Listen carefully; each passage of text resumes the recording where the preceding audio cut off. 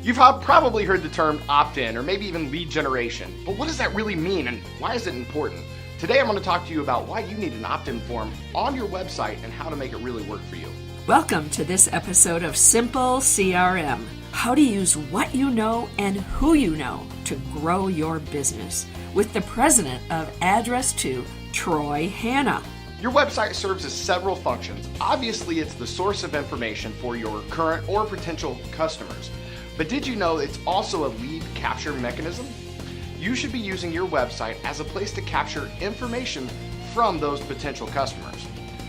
Once you have their information, you can then nurture that relationship with them and then hopefully convert them over to a paying customer. So it's really simple to understand why you need some sort of form or capture mechanism on your website to collect all that data, and then in turn it sends that data to your CRM software. But that's not enough just to throw up any old form. You have to give some thought to that and what's going to be on that form, and maybe just instead of meaningless text on the internet. Here are 5 things that you need to have to make sure that your opt-in form does the lead generation magic that you need it to do. Number 1, you have to have a compelling call to action. Don't ever just throw up a form on your website without some sort of instruction on what the visitor should do. Tell them what they should do. Register below, click here for more information, sign up today, so that it's crystal clear on what their next steps are. Number 2, you have to give them something of value. Their personal information, even just their email address, is valuable to you, so you need to give them something in exchange. It can be things like free ebooks, audio tips, newsletters, etc. But make sure that you communicate that value up front as a thank you for them trusting you with their information. Also, make sure that you do it consistently. Number 3, don't ask for too much information on your form. Often just the name and email address is plenty. I understand your reasoning for wanting their phone number, where they live, the other things that they do or like. But that time will come later down the road, after you've built a relationship and trust with that person. For now, keep it simple. They're more likely to give you just a name and phone number than a whole lot of information right when they get into the door, and then you build that relationship from there.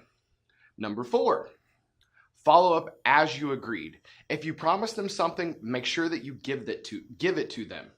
Set your CRM up so that it automatically delivers the intended item to their inbox. This is all part of the relationship building process. This is the first opportunity to build that trust and confidence with that person on the other end of the internet. What you say you'll do what you say you'll do.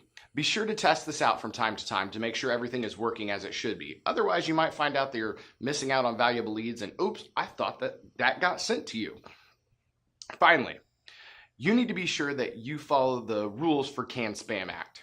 That's more than what we can get into in this short episode, but most of it is pretty common sense. If you're not familiar with the rules and regulations, I suggest you look them up. Or you can visit our website, address2.com, and check up for updates and things like that on our website. Thanks for joining me today. I look forward to seeing you on our next episode. Until then, Troy Hanna signing off. Thank you for watching this episode of Simple CRM with Troy Hanna. For more great information, visit the Address 2 website at address2.com. Also browse the other shows found right here at Indie Biz TV Shows.